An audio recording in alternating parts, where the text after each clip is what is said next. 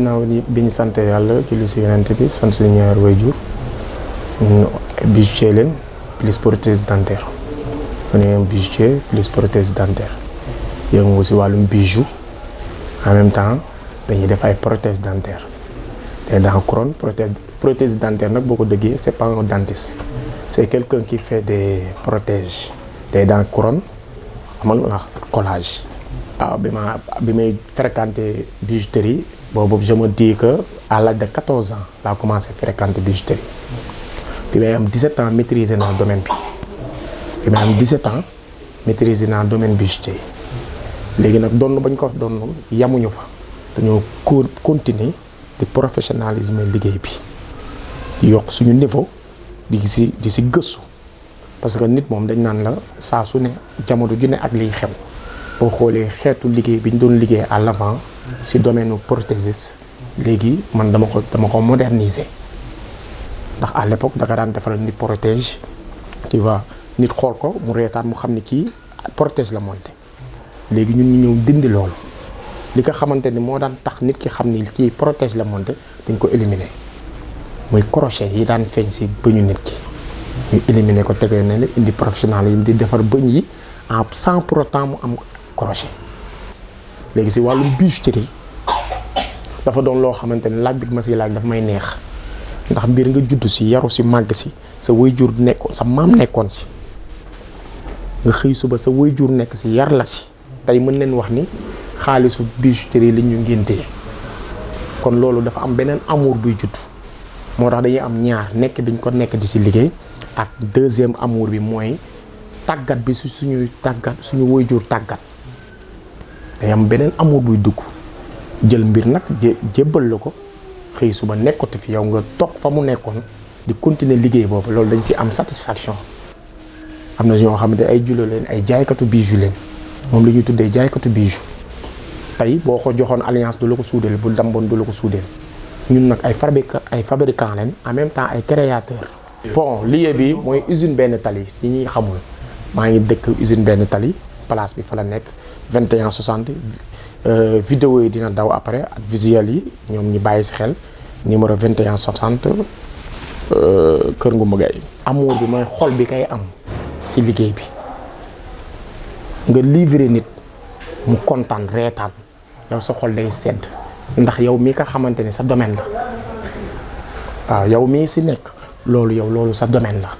damay woo du gauche du droite ñi ma xam ñi ma proche ne leen damaa soxla tant de poids dama bëggoon yaa ngi dégg nga xettali ma si la ko yor foofu ma boole kook li ma yor jënd noonu la ñuy jëndee ñun mais nag dafa xaw a compliqué bi mu tax bu wax mu compliqué mooy léegi da siy gis ñoo xam ne du seen domaine dañ see dugg mooy commerçant yi ak commerçante yi moo tax mu compliqué ndax liggéey neen am neen xaalis yaa ngi dégg liggéey neen am neen xaalis gis neen nit di yëngu si benn mbir dañ siy investir te loolu complication lay indi ndax kooku investir mi ngi centaine de millions da siy investir léegi loolu mooy waral or bi kenn du ko teg bët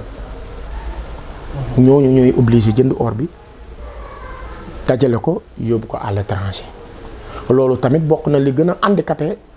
tëgg yi bokk na li leen gën a handicapé ndax tëgg bi soxla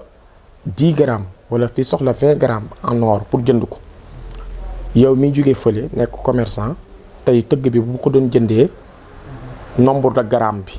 ngeen waxtaan ba juboo si nombre de grammes bi kay jógee fële nekk étranger mën na ñëw gramme bu nekk mu tegal ko si 10 000 francs wala 8 000 francs ndax mbooloo mooy doole loolu la Olof Njaay wax te li koy wax nii xëy na ku nekk tamit jamono ji ñuy toll am na si ñoo xamante ne seen poche rek a leen soxal waaw moo tax ma ne la li domaine bi may laaj dama siy sawar a tontu ndax mën naa ne sama domaine la waaw tàggat nen ma si yar nen ma si tett nen ma si jaarale nen ma fañ ma fa war a jaarale ndax liñ Olof Njaay naan doo doonul taalibeem doo ko doon sëriñam ñun yàlla dafa def dañoo nekk apprenti xëy su ba nekk ouvrier ba nekk responsable yor suñu liggéey bopp ndax man duma la ko nëbb nee naa la léegi damay am ay clients yu jóge France ay États-Unis New York am naa ay clients yoo xam ne dañuy nekk ba Texas dañuy gis samay visuel statut dañ may woo ñëw pour ma refaire leen seeni dents mais dañuy ñëw ne ma États-Unis bi ma nekk amul ay nit ñu am talent comme yéen ñii ndax lii nga may defal nii su ma ko fa bëggoon dinañ mën ko defal ba pare te sama xol du sedd kon loolu ñun chance la même chose ku mel ne Baye Souley loolu dal na ko aussi Baye Souley rapport ñëpp xam nañ ko def na fi choc au niveau de France bi mu defee choc ñu defal ko fa ay protège mënoon naa ko reféeral ay protège am te bi mu ñëwee loolu la ma waxaat ne ma carrément léegi ma defal nii ñu bëri liggéeyee naa ñoom si nasaraan si mais lu ñu mel defaluñu ma ko kon loolu may wax rek di yeewaat sénégalais yi ne leen talent bi africain yi am nañ ko bàyyee xam ne ñun chance bi ñu am fii lépp loo gis dañ koy réparer dañ fee am cër parce que tey famille Gayeen ñëpp a ko xam kër Alaaji Ngumba Gaye ñëpp a ko xam kër Alaaji Dam Gaye ñëpp a ko xam ñooñu nag bàyyi fi njaboot goo xamante ni ku si ne aussi am nga talent boo xamante ni nit ku ne ku la gis ku ko gis seen xel dem si waajur yooyu tey bu ma nee je suis l'héritier d'Alaaji Dam Gaye ñu bëri dañuy yéemu parce que si domaine bi mu nekkoon man maa ci ne ndax amoon na ay njaboot mais dafa njabootee woon jigéen yàlla may ko benn bu góor waaw muy man mii te la mu doon yëngu amaana maa si ne kon dañuy ñaan rek fa mu tëdd yàlla oyofa suuf si kawam ñu ko jiitu yàlla yërëm yi yàlla jéggal ko yërëm ko loolu la ñuy tëjee di sant ñëpp di gërëm ñëpp di wax ni wasalaam fa tabarakallah